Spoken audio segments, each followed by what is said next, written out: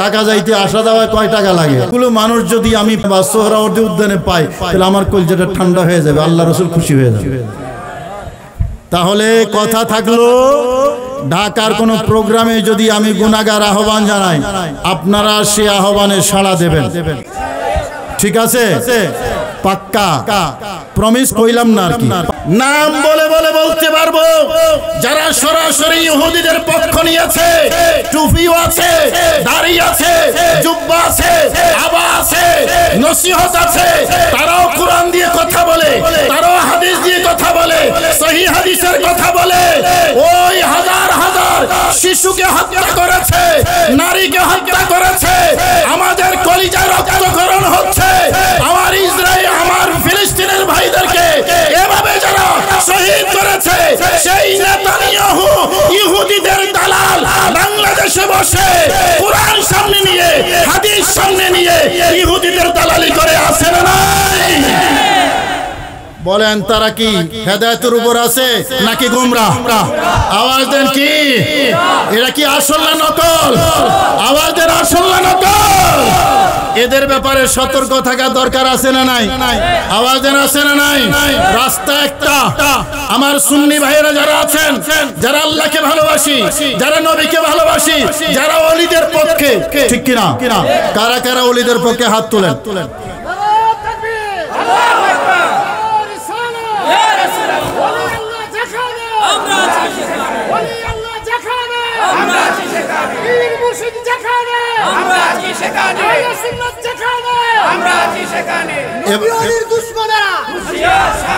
এবার আমাকে বলেন, বড় পীর আব্দুল কাদের জিলানী উনি বেশি বুঝতেন নাকি এই যুগের শায়েখরা বেশি বুঝে?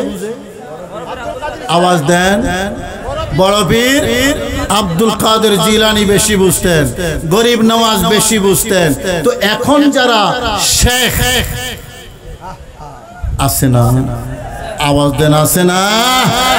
এখন যারা শেখ, যারা ফিলিস্তিনের যোদ্ধাদেরকে সন্ত্রাসী বলে, এদের থেকে আমার গরিব নওয়াজ বেশি জানতেন, আমার গৌসুল আজম দস্তগীর বেশি জানতেন, হযরতে শরফুদ্দীন চিশতি বেশি জানতেন, বাবা শাহজালাল বেশি জানতেন। সুতরাং এদের কথা শোনা দরকার নাই। আমরা ওই যে গৌসবাক আব্দুল কাদের জিলানী সহ আল্লাহর ওলিরা যা আমাদেরকে দিয়েছে, যা শিক্ষা দিয়েছেন, এটাই আমাদের জন্য যথেষ্ট। কথা বলেন ঠিক কি না? সুতরাং সবাই ঐক্যবদ্ধ থাকবেন। আমি আগেই বলেছি, ইঁদুর ঢুকতেছে ঘরে ঘরে, আকীদার দুশমন ঢুকতেছে ঘরে ঘরে। কিছু চোর আছে জুতা চুরি করে, কিছু চোর আছে ঈমান চুরি করে। কোনটা ডেঞ্জারাস? আওয়াজ দেন না। ঈমান চোর ডেঞ্জারাস, কিন্তু আমরা চোখ খোলা রাখি জুতা চোরের জন্য। ঈমান চুরি হয় কিনা সেখানে আমাদের কোনো এত খেয়াল, মনে করি হুজুর তো হুজুরে, বাপরে কত লম্বা দাড়ি, কত মানুষ হয়েছে হুজুরের মাহফিল। ঈমান চোর আছে না নাই? মনে রাখবেন, মুফতি শহীদুল্লাহ বাহাদুর সাহেব অনেকগুলো মাসালা আপনাদেরকে বলেছেন, সবগুলো আহলে সুন্নাত ওয়াল জামাতের মাসালা। আমি ওসমান গনি সালেহী সাহেবের আলোচনা শুনি নাই, আমি কোনো মাসালার দিকে যাচ্ছি না, শুধু সতর্ক করতেছি। সুন্নি মানে আহলে সুন্নাত ওয়াল জামাত, এটা হলো পিওর, এটা হলো আসল, এটা হলো জান্নাতের, এটা হলো নাজাতের, এটা আল্লাহ এবং রাসূলের। কথা বলেন ঠিক কি না? এর বাইরে যাওয়ার কোনো সুযোগ, আওয়াজ দেন, কোনো সুযোগ নাই। আপনি যেই পীরের মুরিদ হন, আমাদের শফিকুল ইসলাম সাহেব আছেন এখানে, আছেন না? ওনার আব্বাজান অনেক মুখলেস মানুষ ছিলেন। আমাকে নিকলি হাই স্কুল মাঠটা কোন দিকে? কোনটা? ও তাই নাকি? ও আচ্ছা। আল্লাহ ওনাকে জান্নাতুল ফেরদৌস নসিব করুন। আজ থেকে প্রায় 20-22 বছর আগে বা তারও বেশি হবে, উনি দাওয়াত দিয়ে নিয়ে এসেছিলেন। আমার মনে হয় 20 থেকে 30 হাজার মানুষ হয়েছিল। তো এরকম সুন্নি পীর মাশায়েখ, শুধু শফিকুল ইসলাম সাহেবের কথা বলছি না, সুন্নি পীর মাশায়েখ যারা আছে, আমরা সবাইকে সম্মান করি, সুন্নি হইলেই চলে। কথা বলেন ঠিক কিনা? কিন্তু আহলে সুন্নাত ওয়াল জামাতের প্রশ্নে আমরা এক না দুই? সবাই কয় না, হাত তুলে কইলে খুশি হইতাম। আহলে সুন্নাত ওয়াল জামাতের প্রশ্নে আমরা সবাই, আওয়াজ দিয়ে বলেন সবাই। আকীদার প্রশ্ন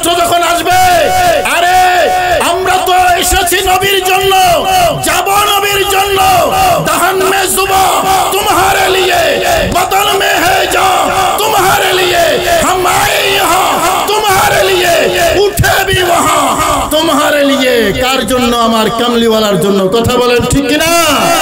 নবীর জন্য এসেছি, নবীর জন্য যাব, যেতে তো একদিন হবে। নবীর জন্য জীবন দিলে সার্থক। কথা বলেন ঠিক কিনা? যারা নবীর দুশমন তাদের সাথে কোনো আপোষ, আওয়াজ দেন, কোনো আপোষ নাই।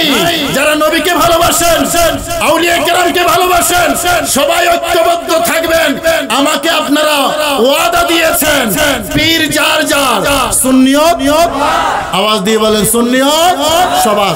সুন্নিয়ত মানে নবী ওলিদের ভালোবাসা, সুন্নিয়ত মানে দ্বীনের ভালোবাসা, সুন্নিয়ত মানে নবী ওলিদের ইজ্জত এবং সম্মান। কথা বলেন ঠিক কিনা? আল্লাহ আমাদের সবাইকে বুঝার এবং আমল করার তৌফিক নসিব করুন। আর একটু মহব্বতে বলুন না আমিন।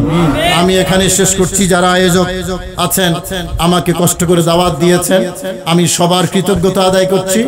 বাকি আলোচনা মুফতি গিয়াসউদ্দিন সাহেব করবেন। আমি আপনাদের খেদমত থেকে বিদায় চাইছি। সাংগঠনিক কাজে হয়তো ভবিষ্যতে আপনাদের কাছে আসব। ঢাকার মধ্যে যদি কোনো প্রোগ্রামের আহ্বান হয়, ঢাকার মধ্যে আপনারা যাবেন না। আমি গুনাহগার, মাঝে মাঝে যে আহ্বান জানাই, এই খবর আপনাদের আসেনি, সবার নাই। কত টাকা লাগে এই নিকলি থেকে ঢাকা যাইতে, আসা যাওয়ায় কয় টাকা লাগে? এগুলো মানুষ যদি আমি সোহরাওয়ার্দী উদ্যানে পাই, তাহলে আমার কলজাটা ঠান্ডা হয়ে যাবে, আল্লাহ রাসূল খুশি হয়ে যাবে।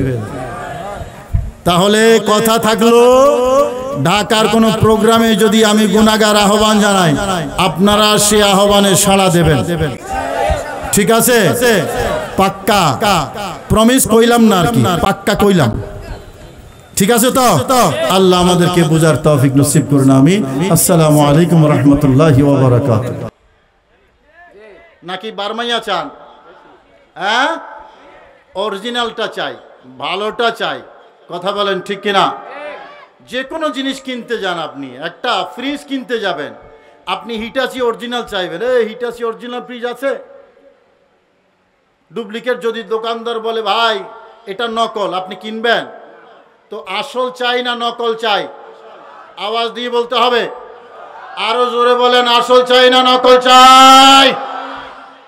নবীজি বলেছেন বনি ইসরাইল 72 দলে বিভক্ত হয়েছে, আমার উম্মত 73 দলে বিভক্ত হবে।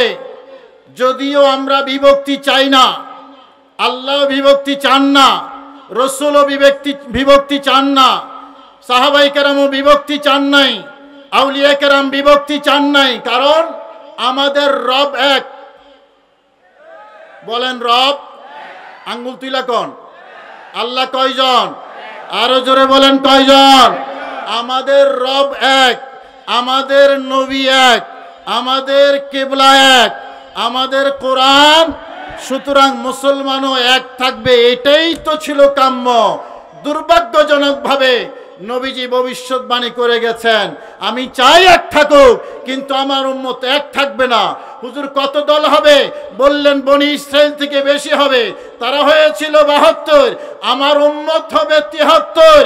72টা হবে জাহান্নামী, 2 নম্বর ডুপ্লিকেট নকল, একটা হবে আসল অরিজিনাল। কথা বলেন সুবহানাল্লাহ।